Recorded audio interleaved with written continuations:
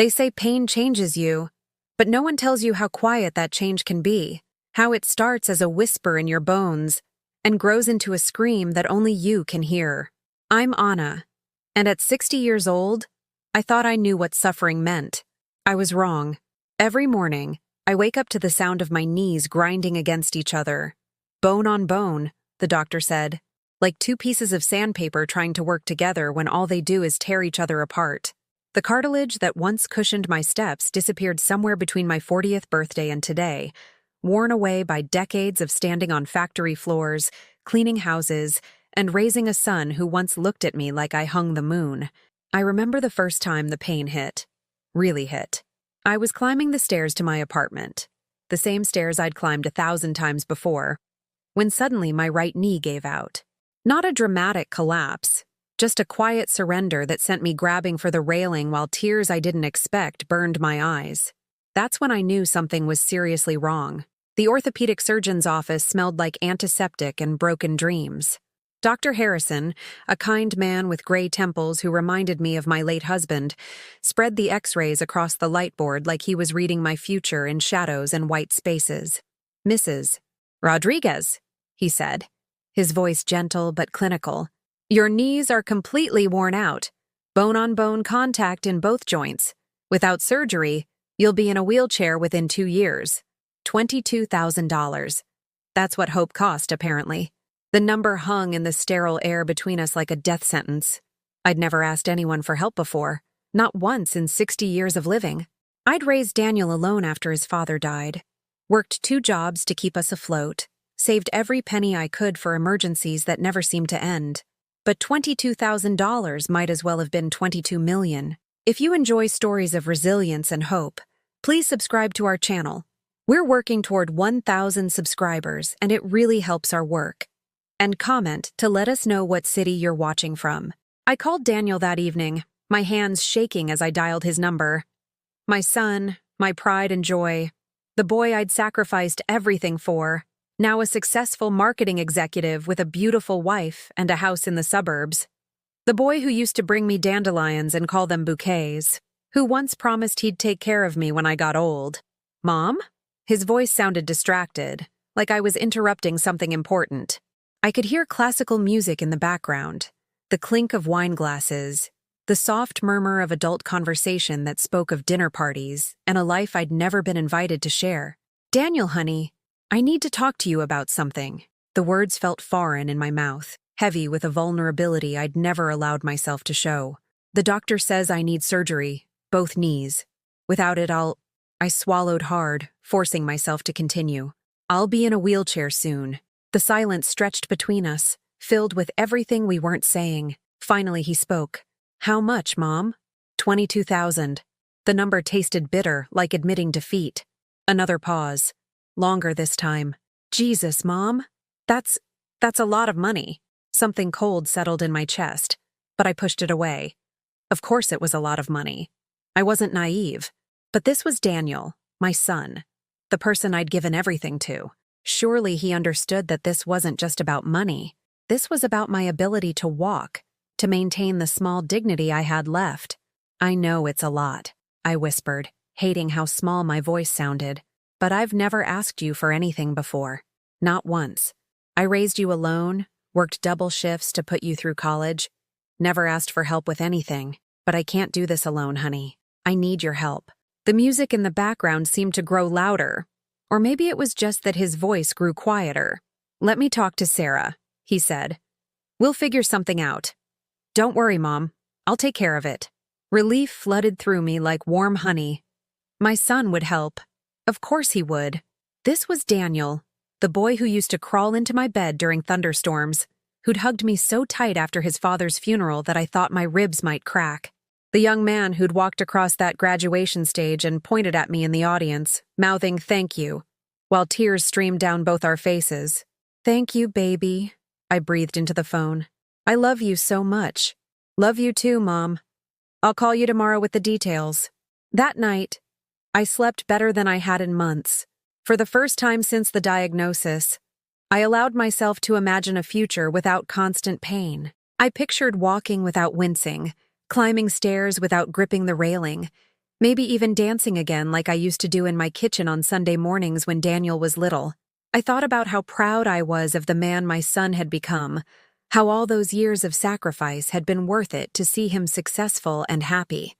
Sure, we didn't talk as often as I'd like, and yes, I sometimes felt like an obligation on his calendar rather than a priority in his life. But when it really mattered, he was there for me. That's what family meant, wasn't it? The surgery was scheduled for a Tuesday morning in March.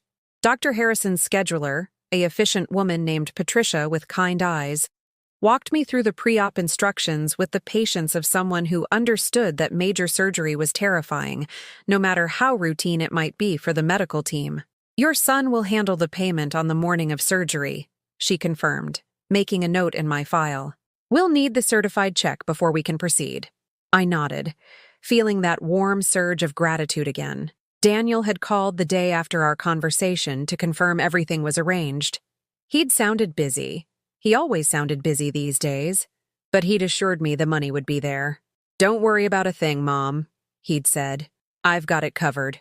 The night before surgery, I cleaned my small apartment until it sparkled, even though I knew I'd be recovering here for weeks afterward. I wanted everything perfect for when I came home. Wanted to return to a space that reflected the hope I felt building in my chest. I folded and refolded the comfortable pajamas I'd bought for recovery, arranged my medications on the kitchen counter, prepared the bedroom with extra pillows just like the nurse had instructed. I called Daniel one more time, just to hear his voice before what felt like the most important day of my life. The phone rang and rang before going to voicemail. "Hi, you've reached Daniel and Sarah Rodriguez. We're traveling and not available. But leave a message and we'll get back to you." Traveling. The word sat strangely in my mind, but I pushed away the small flutter of unease. He was probably just busy with work. Tomorrow morning, when it mattered, he'd be there for me. The money would be there. My son would keep his promise. I fell asleep clutching the hospital admission papers, my damaged knees throbbing with each heartbeat, counting down the hours until my pain would finally end. The phone call came at 7:30 in the morning, exactly 2 hours before I was supposed to be wheeled into surgery.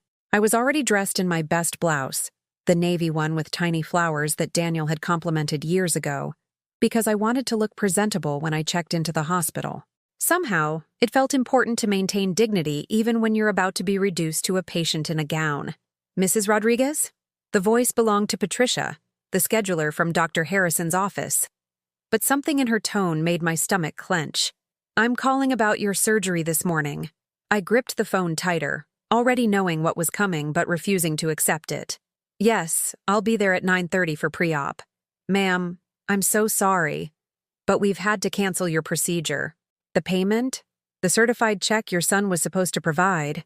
It was canceled. The bank called this morning to inform us that payment has been stopped." The words hit me like physical blows, each one landing with precision in the space where hope had been living. Canceled. Stopped. The clinical language couldn't soften the brutal reality. My son had promised to pay for my surgery and then deliberately prevented it from happening. "There must be some mistake," I whispered, even though deep down something was crystallizing into terrible clarity. "My son Daniel said he would handle everything. He promised me."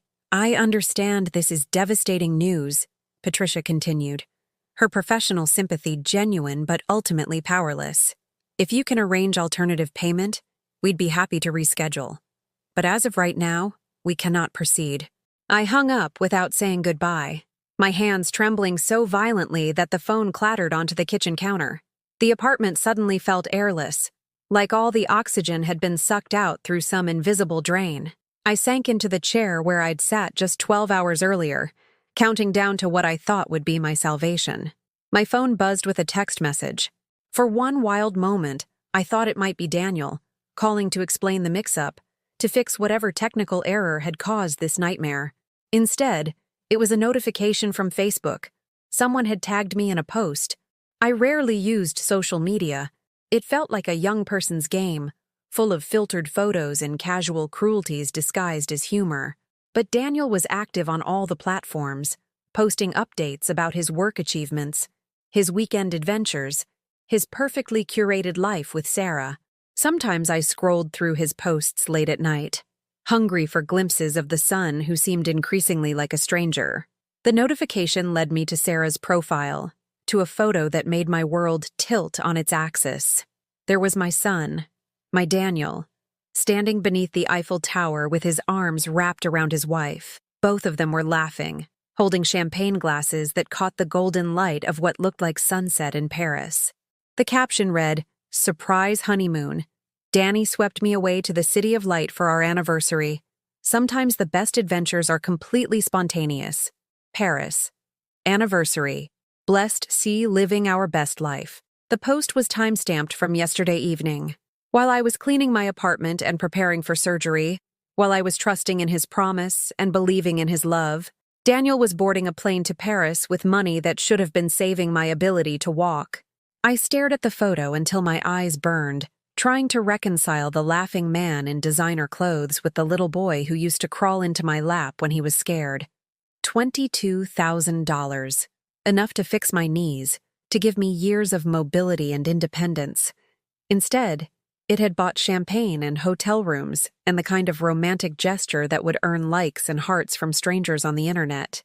The comments section below the photo was filled with congratulations from friends and colleagues, people gushing about how romantic Daniel was, how lucky Sarah was to have such a thoughtful husband. "Goals," someone had written.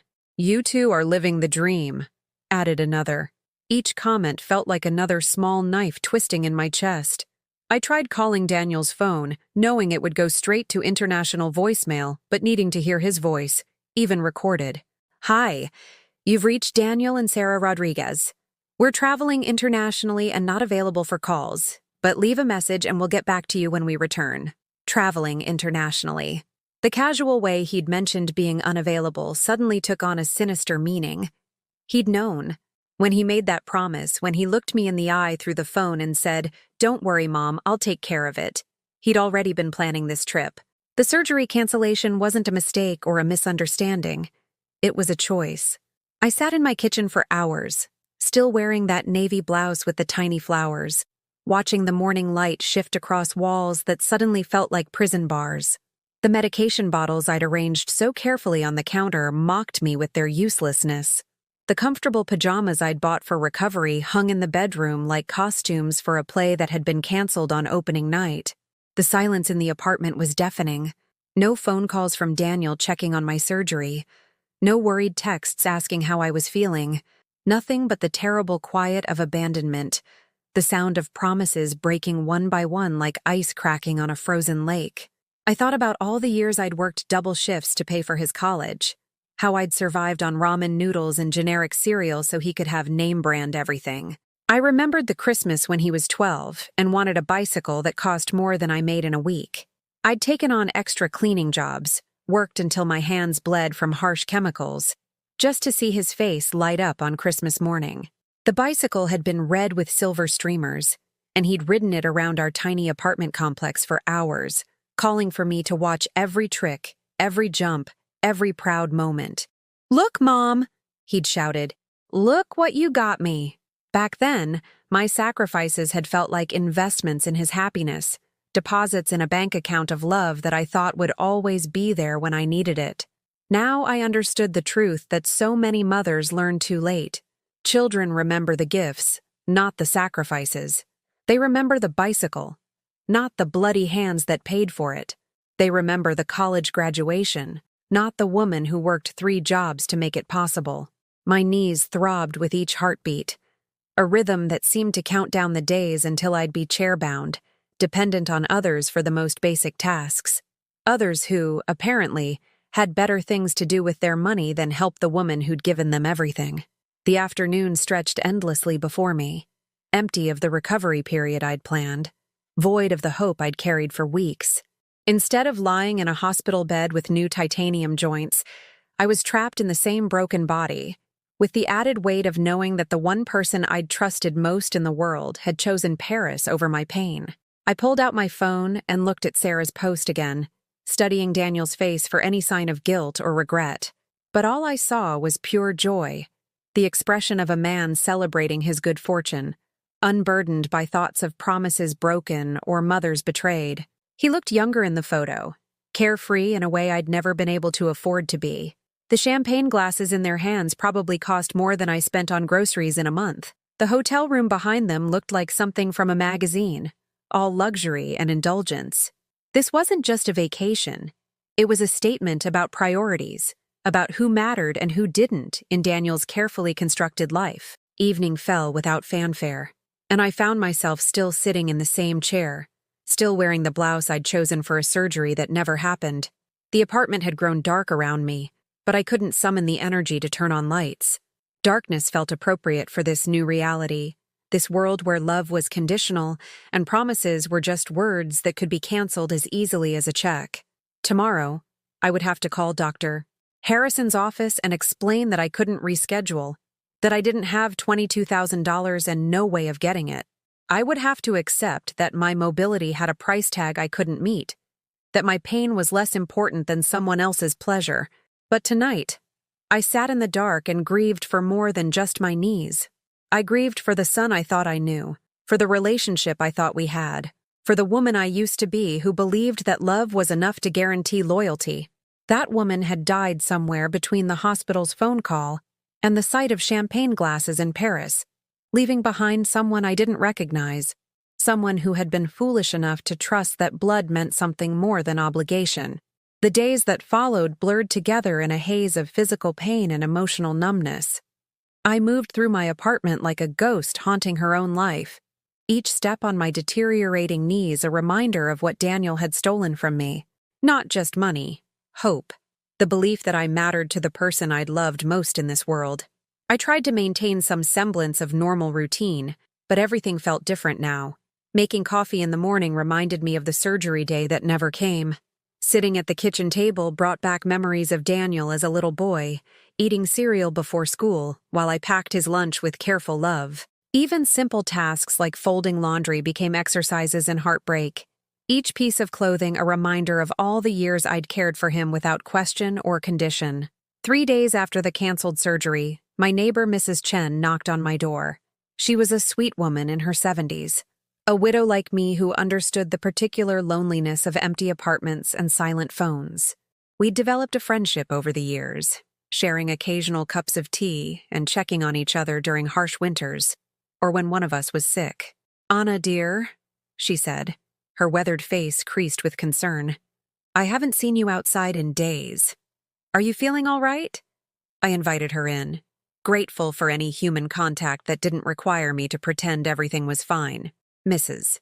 Chen had a way of seeing through facades anyway, the wisdom that comes from living long enough to recognize genuine suffering when it sits across from you at a kitchen table. "I thought you were having surgery this week," she continued, settling into the chair where I'd received that devastating phone call. "Wasn't it supposed to help with your knees?" The simple question broke something open inside me. Before I could stop myself, the whole story came pouring out. Daniel's promise, the canceled payment, the Paris photos that felt like salt in an open wound. Mrs. Chen listened without judgment, occasionally making soft sounds of sympathy that somehow made the telling both easier and more painful. "Oh, honey," she whispered when I finished, reaching across to squeeze my hand with fingers that trembled slightly from age, but felt strong with compassion. "I'm so sorry." What a terrible thing for a son to do to his mother. Her validation meant more than I'd expected. For days I'd been questioning myself, wondering if I'd been unreasonable to expect help, if I'd misunderstood something about my relationship with Daniel. Mrs. Chen's simple acknowledgement that his behavior was wrong helped me trust my own feelings again. "You know," she said thoughtfully, "my nephew works at the newspaper. Maybe they'd be interested in your story. Sometimes public attention can help people in impossible situations." The suggestion made me recoil instinctively. The thought of my private pain becoming public entertainment felt wrong, shameful somehow. I'd been raised to handle problems quietly, to suffer with dignity rather than air family troubles for strangers to judge. "I couldn't," I said immediately. "It's too personal, too embarrassing." Mrs. Chen nodded understandingly but didn't push. She simply sat with me for another hour, her presence a small comfort in the wilderness of my new reality. When she left, she hugged me tightly and promised to check on me again soon. That evening, Daniel finally called. The phone rang just as I was preparing for another sleepless night. My body too uncomfortable to rest properly, and my mind too troubled to find peace. For a moment, I considered not answering. What could he possibly say that would make this better? What explanation could justify what he'd done? But 18 years of motherhood had trained me to answer when my child called, no matter what. "Hi, Mom." His voice sounded casual, almost cheerful, as if nothing had happened. As if he hadn't just devastated my life while toasting champagne in a foreign country. "Daniel." I kept my voice steady, though my heart was racing. "Sorry I haven't called sooner. We just got back from the most amazing trip. Sarah surprised me with an anniversary getaway to Paris. It was incredible.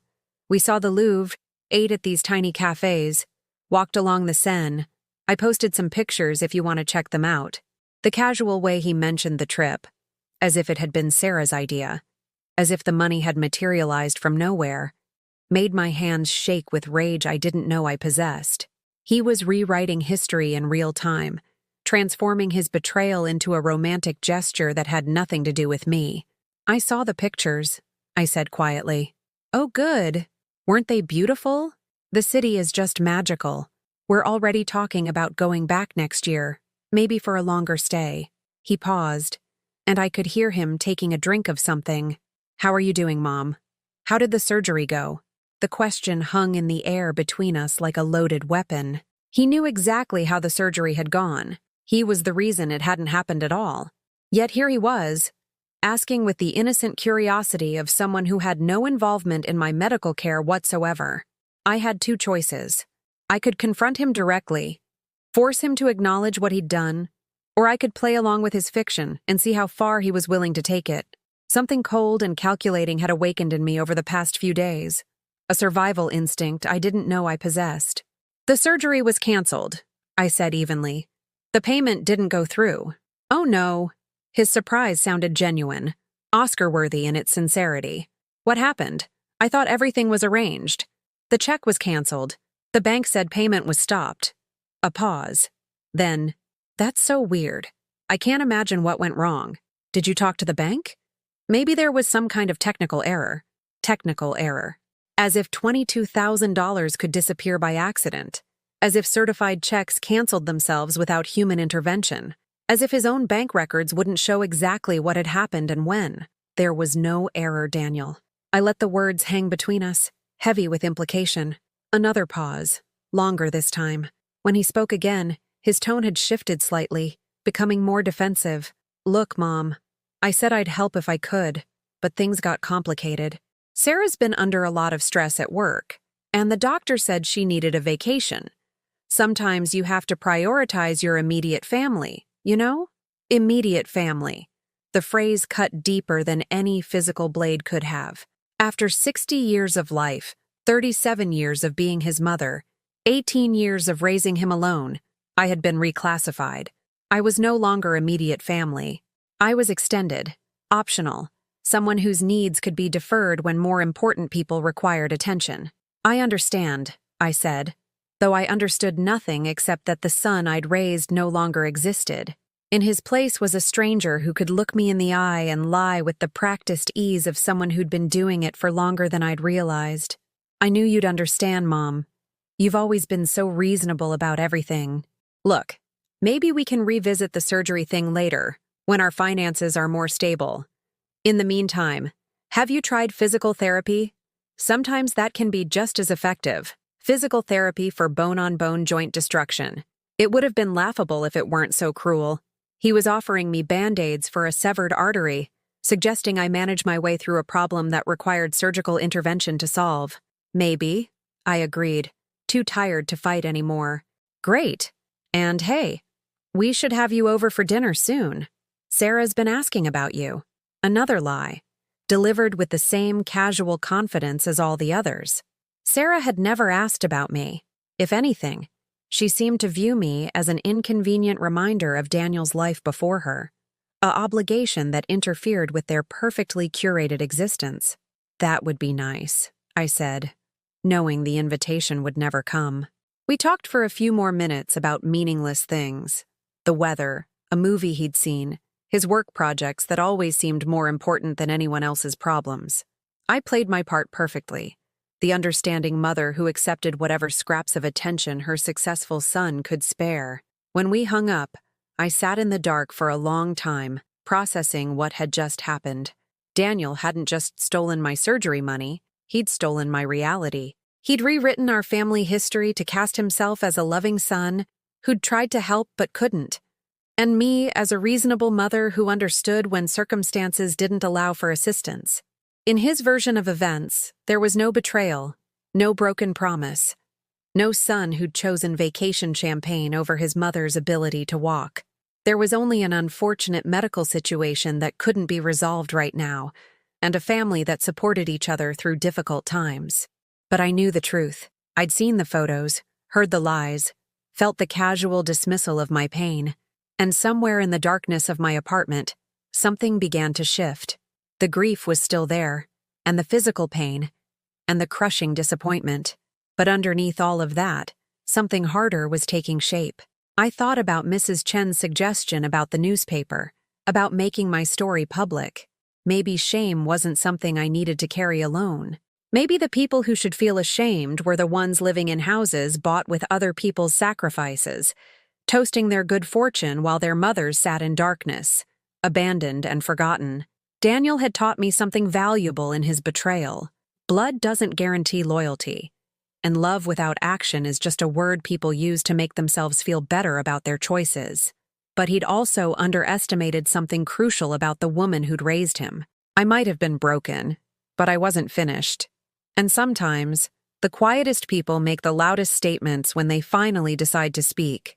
The weeks crawled by like wounded animals, each day bringing fresh evidence of how completely my world had shifted off its axis.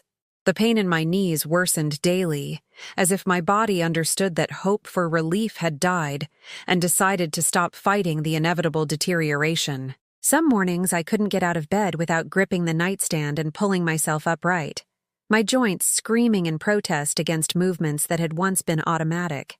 Dr. Harrison's office called twice to check if I'd found alternative funding for the surgery.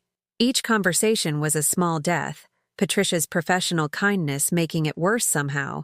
"We understand these situations can be financially challenging," she'd say, her voice carefully neutral. "Please don't hesitate to contact us if circumstances change."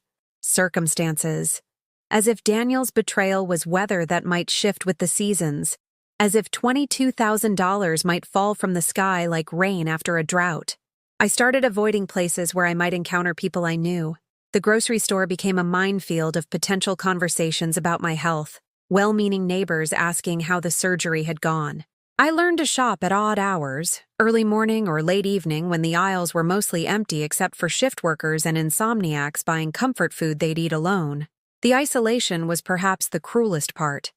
Not just the physical solitude of my apartment, but the way betrayal creates its own kind of quarantine.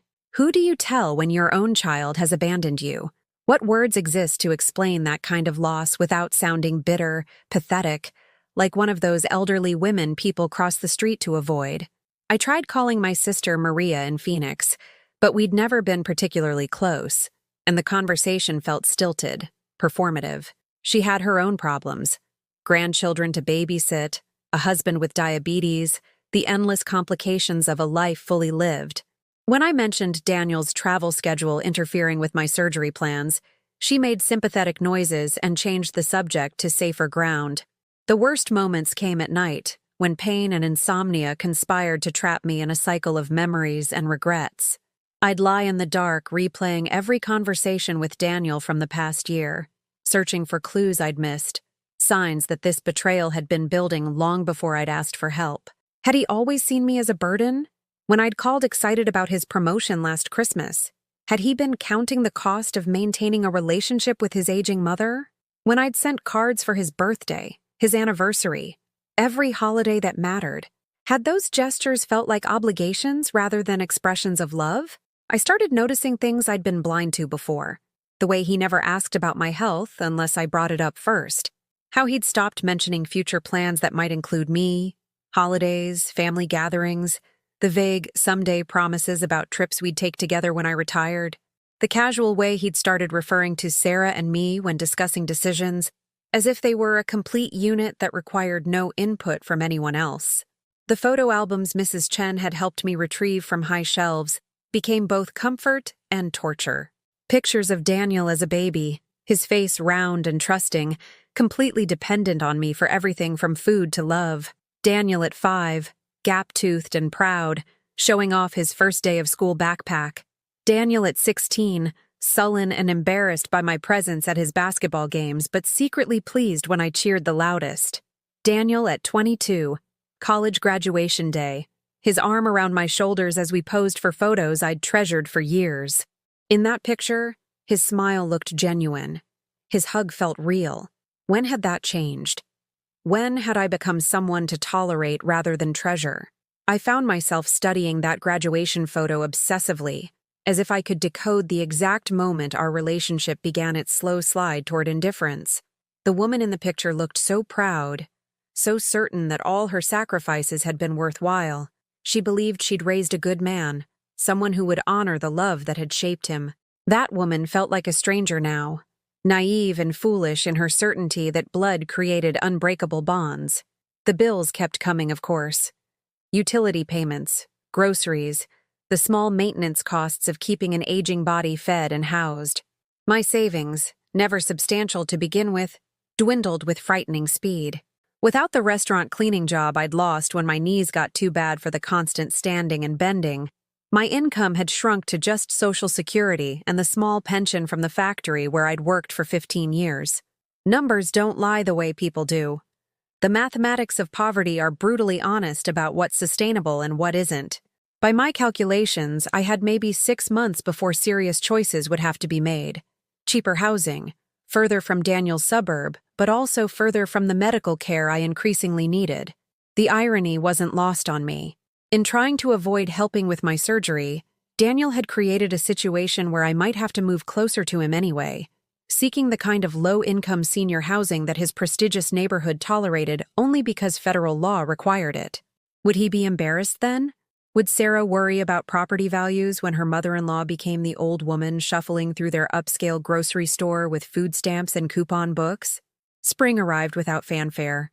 The trees outside my window budding with the kind of hopeful energy I no longer felt capable of accessing. Young mothers pushed strollers down sidewalks I could barely navigate, their easy mobility a reminder of everything I was losing to gravity and time and medical problems I couldn't afford to fix.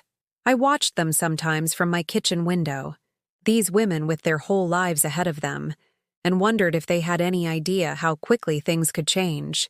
Did they understand that the children they were raising with such careful attention might someday view their needs as inconveniences? That love given freely doesn't guarantee love returned when it's needed most. One particularly difficult morning, when even getting to the bathroom required careful planning and strategic rest stops, I called Daniel again. Not to ask for money, I'd learned that lesson, but just to hear his voice, to remind myself that I still had a son somewhere in the world, even if he'd become someone I didn't recognize. "Hey, Mom," he answered after several rings, his tone distracted. "What's up? I'm actually in a meeting, so this has to be quick." Always in a meeting, always busy with important things that couldn't be interrupted for his mother's voice. "I just wanted to hear how you're doing," I said, trying to keep my voice light. "You've been so quiet lately." "Yeah, work's been crazy. Sarah's been putting in long hours, too. We're barely seeing each other these days." He paused, and I could hear typing in the background. "How are you feeling? Any better?" The question felt like mockery, though I don't think he intended it that way. How could I be better when the condition destroying my knees was progressive, irreversible without surgical intervention he'd made impossible? "About the same," I said, which was a lie. I was worse, significantly worse, but admitting that would only highlight the consequences of his choices. "Have you tried those exercises I sent you the link for? YouTube has some really good physical therapy videos." YouTube, free internet advice for a condition requiring titanium joints and months of recovery. It would have been insulting if it weren't so perfectly representative of how he'd learned to minimize everything about my life into problems that could be solved without his involvement or expense. "I'll look into that," I agreed, though we both knew I wouldn't. "Great. Listen, I really do have to run. This client is, well, you know how it is. Talk soon, okay? He hung up before I could respond, leaving me holding a silent phone and wondering when talk soon had become Daniel's way of saying goodbye without promising anything concrete about when soon might actually arrive. I sat in my kitchen chair, the same chair where I'd received news of the canceled surgery, where I'd listened to his lies about technical errors, and felt something inside me break differently than before. Not the sharp crack of sudden betrayal, but the slow crumble of foundation stones that could no longer bear the weight they'd been asked to carry. For 60 years, I'd defined myself through service to others. As a daughter who cared for aging parents, a wife who supported her husband's dreams, a mother who sacrificed her own ambitions for her child's future, I'd believed that love was action, that devotion would be rewarded with loyalty, that the family you built with your own hands would shelter you when storms came. But storms had come, and the shelter I'd built had collapsed, and the person I'd loved most had walked away from the wreckage without looking back. Sitting there in the spring sunlight streaming through windows that needed cleaning I no longer had the energy to tackle, I realized something that felt like both defeat and liberation. I was completely, utterly alone. And maybe, for the first time in my adult life, that was exactly what I needed to be. But I still had something they'd forgotten about. Something Daniel had never bothered to understand, that Sarah had never witnessed, that even I had almost forgotten existed beneath decades of quiet service and selfless love. I still had my voice, and voices, when they finally decide to speak, can carry much further than anyone expects. The change didn't come like lightning, sudden and dramatic. It crept into my consciousness slowly, like dawn breaking through heavy curtains, until one morning I woke up and realized something fundamental had shifted inside me during the night. The crushing weight of grief was still there, and the physical pain that reminded me with every movement of what I'd lost. But underneath it all, something else had taken root: clarity. I was sitting at my kitchen table with a cup of coffee that had grown cold while I stared at the phone bill, calculating and recalculating numbers that refused to add up to anything resembling financial stability. The math was simple and brutal. My expenses exceeded my income by a margin that grew wider each month. Without the surgery, my mobility would continue deteriorating until I couldn't work at all, couldn't maintain this apartment, couldn't sustain even the modest independence I still possessed. But instead of the familiar spiral of panic and despair, I found myself thinking with a precision I hadn't felt in weeks. This was my situation. These were my options. Daniel wasn't going to help. That much was now undeniably clear. Neither was anyone else. If I was going to survive this, if I was going to find a way forward, it would have to come from within myself. I thought about my mother, dead now for 15 years, but still vivid in my memory. She'd been a small woman, barely 5 feet tall, but she'd possessed a strength that seemed to come from some inexhaustible inner source. When my father left us with 3 children and a mortgage she couldn't afford, she hadn't waited for rescue. She'd gotten 2 jobs, learned to fix everything that broke in our house, and somehow managed to raise 3 children who grew up believing they could handle whatever life threw at them. "Mija," she used to tell me when I complained about unfairness, "the world doesn't owe you justice. But that doesn't mean you can't create it for yourself." At the time, I'd thought she was talking about working hard and being good to people. Now I understood she'd been teaching me something more fundamental, that dignity isn't something other people can give you or take away. It's something you choose to claim for yourself, regardless of circumstances. I pulled out a notepad, the same one where I'd written down Dr. Harrison's surgical instructions, and began making a different kind of list. Not problems this time, but assets. Things I still had, resources I could access, options I hadn't fully considered because I'd been waiting for someone else to solve my problems. My apartment was small, but clean, in a decent neighborhood where property values had been rising steadily for years. The lease was month to month, which I'd always seen as instability, but now I recognized it as flexibility. I could move somewhere cheaper, somewhere with lower rent and lower expectations, and use the difference to stretch my remaining savings. More importantly, I had skills. 60 years of life had taught me things I'd never thought to value: how to make a dollar stretch, how to find beauty in simple things, how to comfort people in pain. I could cook, clean, organize, listen.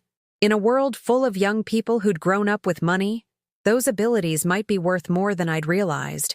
Mrs. Chen had mentioned her nephew at the newspaper.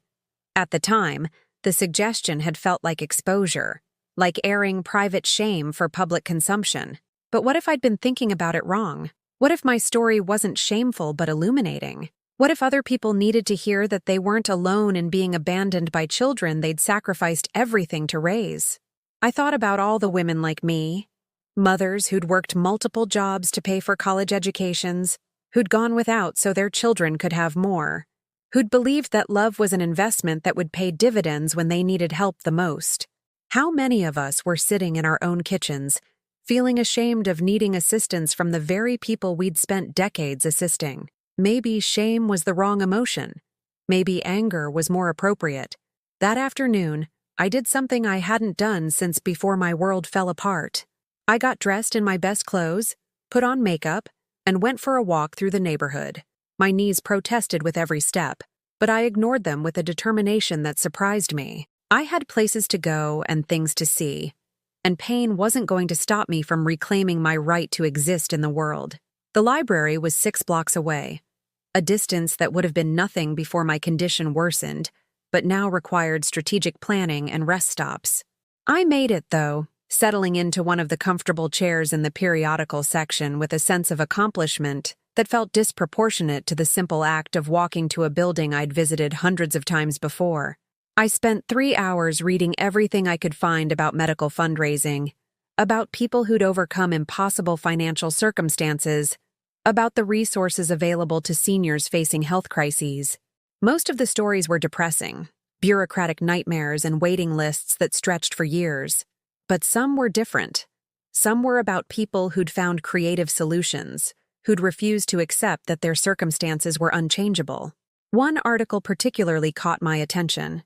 A profile of a woman in her 70s who'd started a blog about aging with dignity after her own family had abandoned her during a health crisis.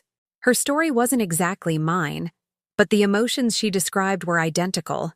The bewilderment of being discarded by people you'd loved unconditionally, the shame of needing help when you'd always been the helper, the slow realization that survival might require telling truths that made other people uncomfortable. I thought keeping family secrets was loyalty, she'd written. Now I understand it was just enabling their cruelty. The words hit me like physical objects, each one landing with the weight of revelation. How many of Daniel's behaviors had I enabled by keeping quiet about them? How many times had I made excuses for his selfishness, covered for his indifference, protected his reputation at the expense of my own dignity? When he'd forgotten my birthday 3 years running, I'd told people he was busy with work. When he'd stopped visiting except for holidays, I'd explained to neighbors that successful people had demanding schedules. When he'd made increasingly clear that my presence in his life was more obligation than joy, I'd convinced myself that all adult children needed space to build their own families. I'd been protecting him from the consequences of his choices, shielding him from the judgment that his behavior deserved. In doing so, I'd also been protecting Sarah from the knowledge that she'd married someone capable of such casual cruelty to the woman who'd raised him. But protection was a luxury I could no longer afford. If Daniel wanted to live without consequences, he'd have to find a way to do it without my complicity. Walking home from the library took twice as long as the trip there, my knees stiffening in the cool evening air until each step felt like a small act of defiance against gravity and genetics, and the simple unfairness of bodies that wear out before the souls inside them are ready to surrender. But I made it, settling into my kitchen chair with a sense of purpose I hadn't felt in months. I pulled out my phone and found Mrs. Chen's number. "Anna, dear," she answered on the second ring. "How are you feeling?" "I've been thinking about what you said," I told her, my voice steadier than it had been in weeks. "About your nephew at the newspaper. I think I'd like to talk to him." There was a pause, then a sound that might have been satisfaction. "I was hoping you'd change your mind about that. Let me give him a call tonight and see when he might be available to meet with you." "Mrs. Chen?" I said before she could hang up. "Yes, honey? Thank you. For listening. For caring. For being the kind of person who sees suffering and wants to help instead of looking away." Oh, Anna, she said softly. That's what neighbors are for. Real neighbors, anyway. That night, I sat down with the notepad again and began writing. Not lists this time, but thoughts. Memories. The story of a woman who'd given everything to raise a son who'd learned to value money more than the person who'd earned it for him. The story of promises broken and trust betrayed, and the particular cruelty of being abandoned by someone you'd die to protect. The words came slowly at first, then with increasing speed as anger and grief transformed into something more powerful. Truth. Raw, unfiltered truth about what it meant to love someone more than you loved yourself. Only to discover that love wasn't necessarily reciprocal. I wrote about the Christmas presents I'd bought with money I didn't have. About the nights I'd worked double shifts to pay for things that seemed important to a child, but meaningless to an adult who'd forgotten the source of his opportunities. I wrote about the gradual realization that the boy I'd raised with such careful attention had grown into a man who saw my needs as inconveniences and my pain as something that could be solved with YouTube videos and good intentions. Most importantly, I wrote about the moment when I'd stopped waiting for rescue and started planning my own salvation. It wasn't revenge I was after. It was justice. The kind of justice my mother had taught me to create for myself when the world proved unwilling to provide it. Daniel had made his choice when he canceled that check and boarded a plane to Paris. Now I was making mine. The story would be told, not because I wanted to hurt him, but because other women needed to know they weren't alone in their abandonment. Other mothers needed permission to speak the truths their children had made too painful to acknowledge. I wasn't bitter anymore. I wasn't even particularly sad. I was something far more dangerous to people who relied on their victims' silence to maintain their comfortable lives. I was determined. Mrs. Chen's nephew turned out to be a thoughtful man in his 40s named David Chen Martinez, a journalist who specialized in human interest stories for the local newspaper's weekend edition. He arrived at my apartment on a Thursday afternoon, carrying a small recording device and the kind of gentle curiosity that made talking to strangers feel less intimidating than I'd expected. "Mrs. Rodriguez," he said, settling into the chair that had become the unofficial seat for important conversations in my kitchen. "My aunt tells me you have a story that other people need to hear." I'd spent 3 days preparing for this moment, writing and rewriting the key points I wanted to make sure I communicated clearly. But sitting across from David, looking into his kind eyes that reminded me of his aunt's patient wisdom, I found myself setting aside my notes and simply talking from the heart. The story poured out of me with a completeness that surprised us both. Not just the facts of what had happened, but the emotions beneath them, the years of sacrifice that had felt meaningful when I believed they were building toward something permanent. The gradual realization that my son had learned to see love as a transaction where his needs always took priority. The devastating moment when I understood that my medical emergency was less important to him than a romantic vacation. David listened without interrupting, occasionally nodding or making small sounds of encouragement, but mostly just allowing me to fill the space between us with truths I'd been carrying alone for too long. When I finished, he was quiet for several minutes, looking at his notes and then back at me. "Mrs. Rodriguez," he said finally, "what you've described, it's not unique. I mean, your specific situation is yours, but the broader pattern, adult children who abandon elderly parents financially and emotionally, it's more common than most people realize. There's actually been research suggesting it's becoming a significant social problem as families become more geographically and emotionally scattered.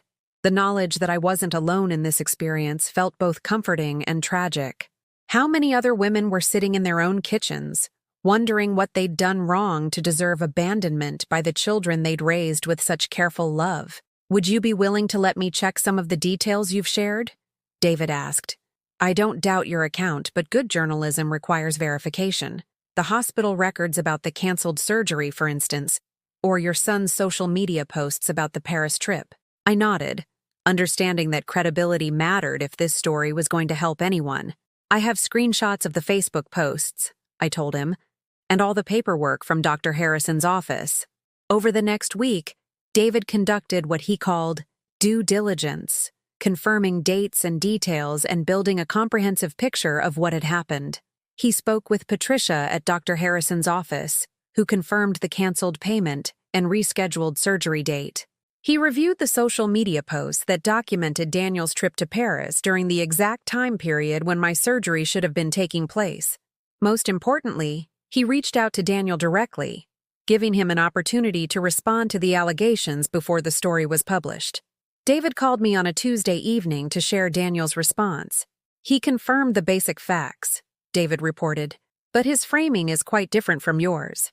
He says the surgery wasn't urgent, that you have other treatment options, and that his wife was going through a difficult time that required immediate attention. He characterized the Paris trip as a medical necessity for her mental health, rather than a vacation. Mental health vacation.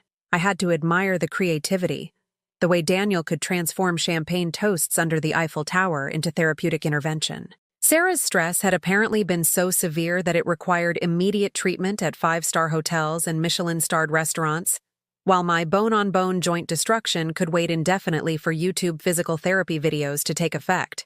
He also mentioned, David continued carefully, that he'd offered to help you find other funding sources and less expensive treatment options. He seemed to suggest that you'd been unwilling to consider alternatives. The lies came so easily to him, I realized. Not just to me anymore, but to journalists, to anyone who might hold him accountable for choices he'd made with full knowledge of their consequences. He'd developed an entire alternative narrative where he was the caring son dealing with an unreasonable mother who demanded expensive solutions when cheaper ones existed.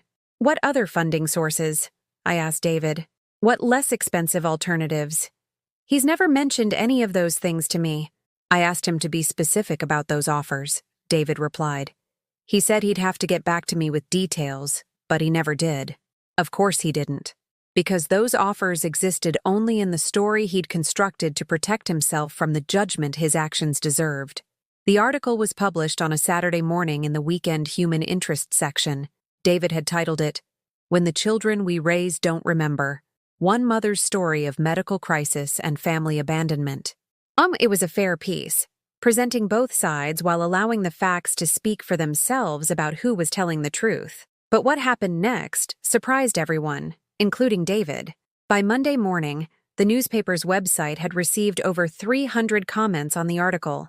Most were from women sharing similar stories: daughters who'd been abandoned when they needed help with cancer treatment, mothers whose sons had disappeared when dementia care became necessary, grandmothers who'd been cut off financially after years of providing free childcare and babysitting. The comments section became a digital support group for women who'd been carrying shame that belonged to other people. They thanked me for speaking publicly about experiences they'd been too embarrassed to acknowledge, even to close friends. They shared their own stories of children who'd learned to see parental love as entitlement rather than gift. But it was the comment from a user named Nurse Claire that changed everything. "This story broke my heart," she wrote, "because I see the medical consequences of family abandonment every day in my work. Mrs. Rodriguez, if you're reading this, please contact me through the newspaper. I have some ideas about how we might be able to help you get the surgery you need." David called me Tuesday afternoon to share Claire's contact information. "She's a nurse at the medical center," he explained. "She says she's seen your situation before and might know some resources that could help." I called the number that evening, not daring to hope for anything concrete, but grateful to talk to someone who understood the medical realities of my situation. Claire turned out to be exactly the kind of person her comment had suggested: practical, compassionate, and unwilling to accept that people should suffer because they couldn't afford treatment. "I've been thinking about your story since I read it," she told me. "There's a surgeon here, Dr. Elizabeth Warren, not the politician, different person, who does pro bono work for patients in situations like yours. She's particularly interested in cases where family abandonment has created medical emergencies. Pro bono. Free surgery performed by a doctor who understood that healthcare was a human right, not a luxury for people with the right insurance or family connections. Would you be willing to let me contact her on your behalf?" Claire asked. "I can't promise anything, but I think she'd want to hear your story."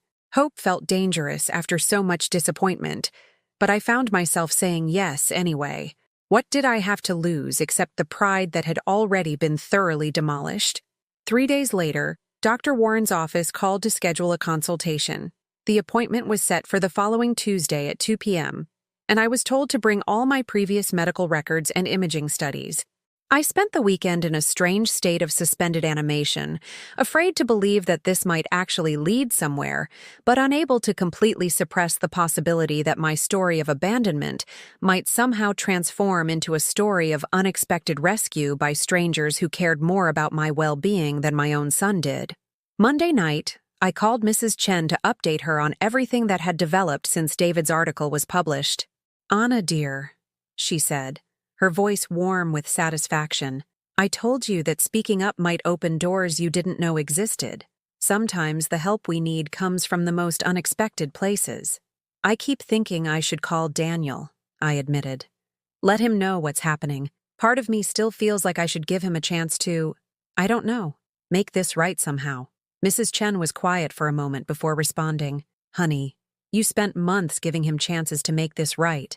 You gave him chances before you ever asked for help. When you were suffering in silence rather than burden him. You gave him chances when you explained your situation and asked for assistance. You gave him chances when you believed his lies about technical errors and understood his excuses about family priorities." She paused, and I could hear the wisdom of her 70-plus years in the careful way she chose her next words. "Some people only learn to value what they've lost after it's gone completely. And some people never learn at all. But that's not your responsibility anymore.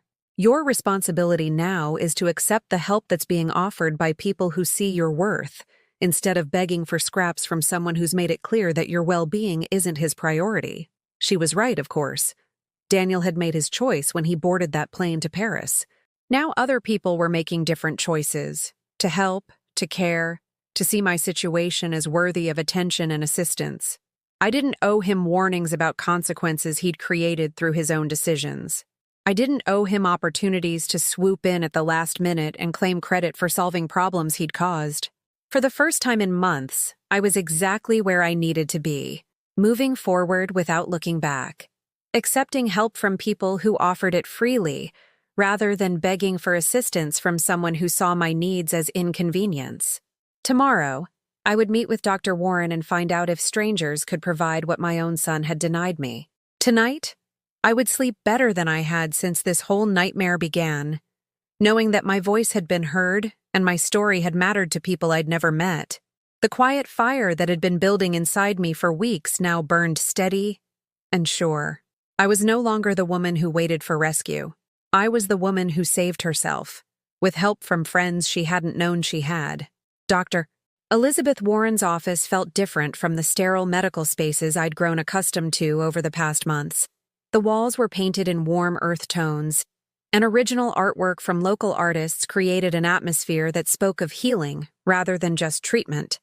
She was a woman in her 50s with silver-streaked hair and the kind of direct gaze that suggested she'd seen enough suffering to have developed strong opinions about preventing it. "Mrs. Rodriguez," she said, settling across from me in her consultation room, "Claire shared your story with me, and I've read the newspaper article. I want you to know that what happened to you makes me angry. Not at you, but at a system that allows people to suffer because they can't afford treatment, and at family members who abandon their responsibilities when it becomes inconvenient." Her directness was refreshing after months of careful medical language that obscured more than it revealed. Here was someone willing to call Daniel's behavior what it was: abandonment, rather than wrapping it in euphemisms about family dynamics and complex situations. After examining my knees and reviewing the X-rays and MRI results I'd brought from Dr. Harrison's office, she leaned back in her chair and spoke with the clarity I'd been craving since this nightmare began. "You need bilateral knee replacement surgery," she said simply. "The deterioration is severe enough that waiting will only make the procedure more complicated and the recovery more difficult. You're already losing muscle mass from decreased mobility, and the longer we wait, the harder it will be to regain full function afterward." I nodded, having heard this same assessment from Dr. Harrison months earlier, but Dr. Warren wasn't finished. "I'm going to perform your surgery," she continued, "at no cost to you. I work with a foundation that covers expenses for patients who've been abandoned by their support systems. The foundation was started by a colleague whose own mother died because her family wouldn't help pay for necessary medical care. We see cases like yours more often than the public realizes. The words hung in the air between us like a miracle I was afraid to believe. Free surgery. Not charity that would leave me feeling ashamed and diminished, but justice provided by people who understood that healthcare was a basic human right rather than a privilege for those with adequate family support or insurance coverage. The surgery will be scheduled for next Friday, Dr. Warren continued. I know that seems fast, but I've had a cancellation, and your case is urgent enough that I don't want to wait for another opening. Claire has volunteered to coordinate your aftercare, and we have physical therapists who donate time to foundation patients. I tried to speak, to express gratitude that felt too large for words, but Dr. Warren held up a hand gently. Don't thank me yet, she said with a slight smile. Wait until after the surgery when you're walking without pain. That's when we'll both know this was worthwhile. The week between the consultation and surgery passed in a blur of preparation and disbelief. I completed preoperative paperwork, arranged for Mrs. Chen to check on my apartment while I was in the hospital, and tried to process the reality that strangers were providing help my own son had denied me. Claire called every other day to check on my preparation and answer questions about what to expect during recovery. Her attention felt like balm on wounds I'd been carrying for months. Evidence that some people still understood that caring for others was part of what made us human. On Wednesday evening, 2 days before the surgery, my phone rang with Daniel's number. For a moment, I considered not answering. What could he possibly say now that would matter? But curiosity won out over caution, and I picked up on the fourth ring. Mom. His voice carried a tension I'd never heard before, tight with something that might have been anxiety or anger. I heard about the newspaper article. Of course he had. His colleagues, his neighbors, people in his social circle, they'd all seen the story about the successful marketing executive who'd abandoned his mother during a medical crisis. The carefully constructed image he'd spent years building had cracked open like an egg, revealing the selfishness that had always been there but rarely on public display. Yes, I said simply, offering no explanation or apology. Mom, how could you do this to me? To Sarah? Do you have any idea how embarrassing this is? My boss's wife sent Sarah the article this morning. Our neighbors are talking about it. You've made us look like terrible people. The complaint was so perfectly Daniel that I almost laughed. Even now, faced with the consequences of his own choices, his primary concern was how those consequences affected his reputation rather than the woman he'd betrayed. I didn't make you look like anything, I said calmly.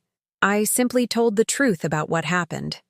If that makes you look terrible, perhaps you should examine your behavior rather than criticizing my honesty. The truth? His voice rose slightly, taking on the indignant tone he'd used as a teenager when caught in lies. You told a completely one-sided story. You made it sound like I just abandoned you without any reason. You didn't mention that we offered alternatives, that we tried to help you find other solutions. There it was again.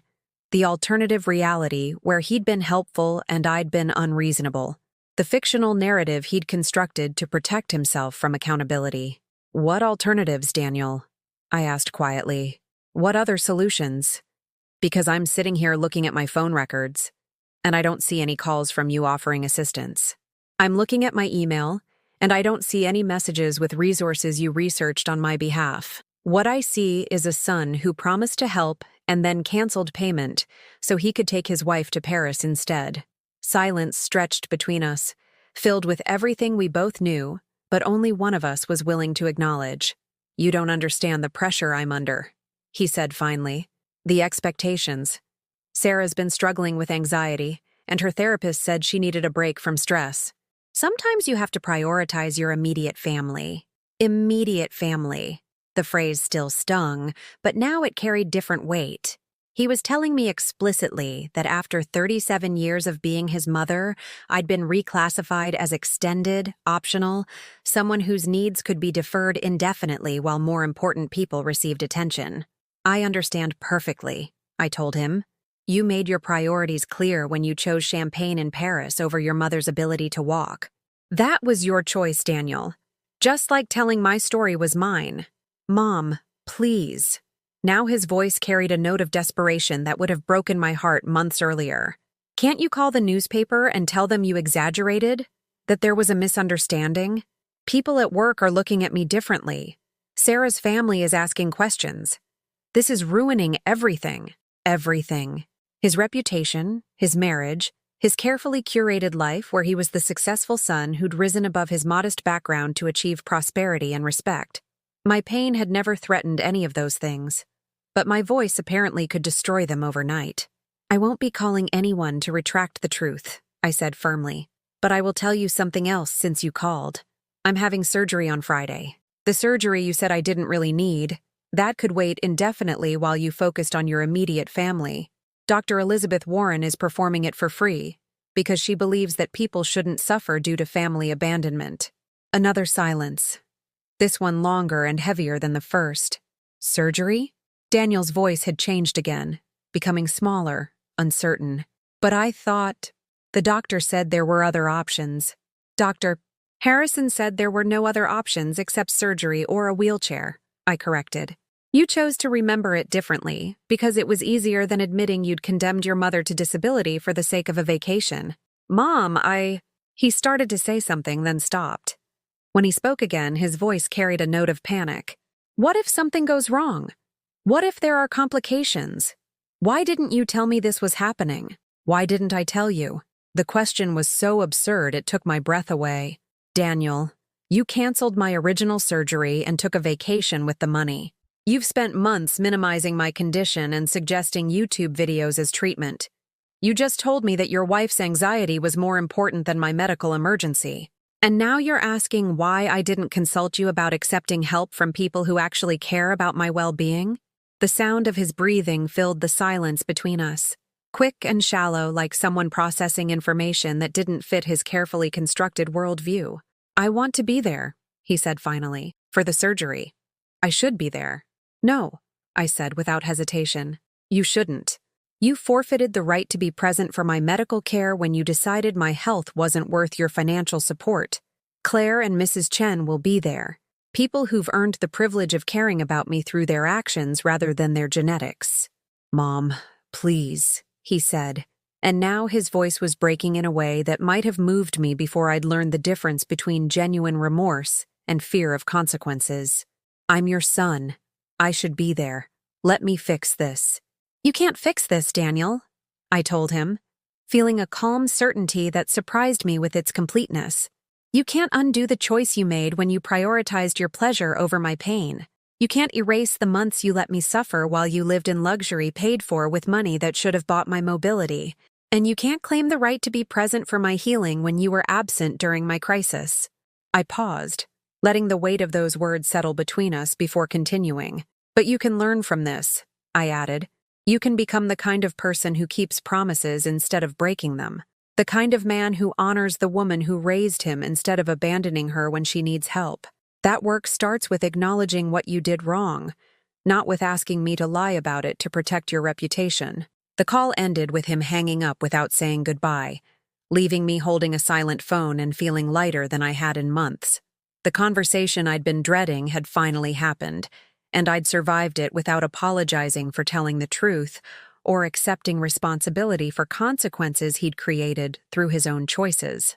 Friday morning arrived with unseasonable warmth, as if the universe had decided to offer gentle weather for my day of transformation. Claire picked me up at 7 a.m., her presence calm and reassuring as we drove through streets that looked different somehow, brighter, more hopeful, full of possibility I'd forgotten existed. "How are you feeling?" she asked as we pulled into the hospital parking lot. "Grateful," I said, and meant it completely. For the first time in months, genuinely grateful.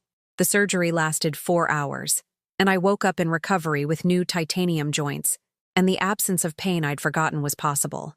Dr. Warren stopped by to check on me that evening, her face showing the satisfaction of someone who'd accomplished exactly what she'd set out to do. "How do they feel?" she asked, referring to my knees. I moved my legs slightly under the blankets, testing the new range of motion that would only improve as healing progressed. "Like freedom," I told her, and watched her smile with the understanding of someone who'd given that gift to others before. Recovery was nothing like I'd imagined during those dark months when surgery seemed impossible. The physical therapy was challenging, certainly, but each session brought measurable improvement. A few more degrees of bend, a little less stiffness, steps that came easier and with less conscious effort. More importantly, the healing wasn't just happening in my knees. Claire stopped by every few days during my first month of recovery, not because her professional duties required it, but because she'd become genuinely invested in my progress. She brought soup from her own kitchen, helped me practice the exercises the physical therapist had prescribed, and listened when I needed to process the enormity of what had happened. Not just the surgery, but the complete transformation of how I understood my own worth and agency. "You know what I find most remarkable about your story?" she said one afternoon as we sat in my kitchen, the same space where I'd received the devastating news about the canceled surgery months earlier. "It's not that strangers helped you when your family wouldn't. It's that you found the courage to ask for help from strangers after being betrayed by someone you trusted completely." She was right. The hardest part hadn't been the physical pain or even the emotional devastation of Daniel's abandonment. It had been learning to trust again, to believe that not everyone would see my needs as inconveniences or my vulnerability as weakness. The newspaper article had continued generating responses long after I'd expected public interest to fade. David called me regularly with updates about similar stories that readers were sharing, about other families where adult children had abandoned elderly parents during medical crises. What had started as my personal story had somehow become a catalyst for broader conversations about family responsibility and social safety nets.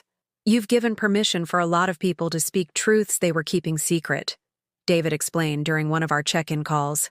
"Shame loses its power when it's shared, when people realize they're not alone in experiences they thought were uniquely humiliating." 3 months after the surgery, I was walking without assistance for the first time in over a year. Not just walking, hiking. Mrs. Chen and I had started taking morning walks through the neighborhood park, covering distances that would have been impossible before Dr. Warren's intervention. My world had expanded from the confines of my apartment to include possibilities I'd written off as permanently lost. It was during one of these walks that Mrs. Chen brought up a subject we'd been dancing around for weeks. "Anna, dear," she said as we paused to rest on a bench overlooking the pond where ducks gathered to beg bread from visitors, "have you given any thought to what you want to do with the rest of your life? I mean, now that you're mobile again, now that you've discovered you have a voice that people want to hear?" The question had been weighing on my mind since the day I'd walked out of the hospital on my own power. At 60, with new knees and a newfound understanding of my own resilience, I had options I'd never considered before. The small disability check I'd been receiving was no longer necessary. I could work again if I wanted to, travel if I felt adventurous, volunteer for causes that mattered to me. "I've been thinking about Claire's foundation," I admitted. "Dr. Warren mentioned they need people who understand what it's like to be abandoned by family during medical crises. People who can talk to patients, help them navigate the emotional aspects of accepting help from strangers." The idea had been growing in my mind for weeks, the possibility of transforming my own experience of abandonment into a resource for other people facing similar situations. I understood now that my story wasn't unique, that countless elderly people were suffering in silence because they were too ashamed to admit their children had failed them when they needed help most. "That sounds perfect for you," Mrs. Chen said with the satisfaction of someone who'd seen this realization coming long before I had. "You have exactly the combination of experience and wisdom that people in crisis need to hear." 6 months after the surgery, I started volunteering at the medical center 2 days a week.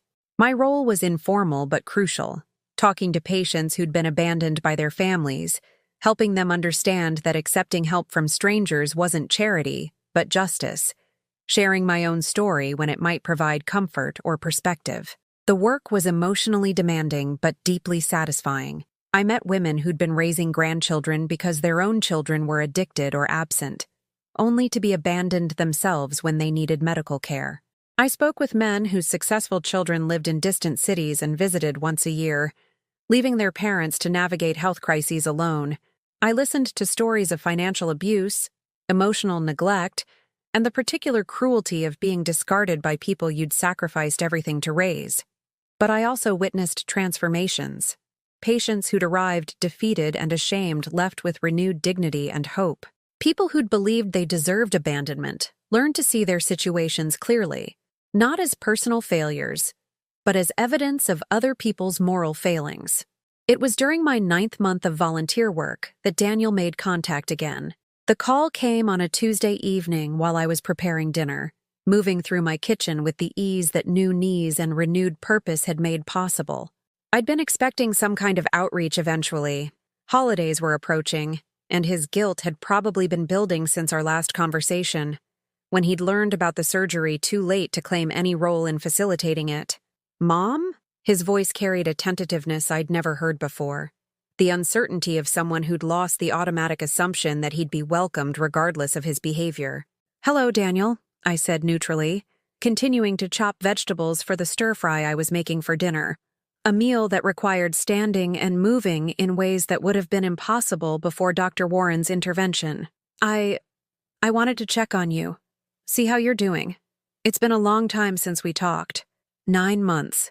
It had been 9 months since he'd called to complain about the newspaper article and demand that I retract my truthful account of his abandonment. 9 months during which I'd had surgery, recovered completely, found meaningful work, and rebuilt my sense of self-worth from foundations he'd tried to destroy. "I'm doing very well," I told him honestly. "The surgery was successful. I'm walking normally again, working as a volunteer at the medical center. My life is quite full." Silence stretched between us, filled with everything he wasn't saying.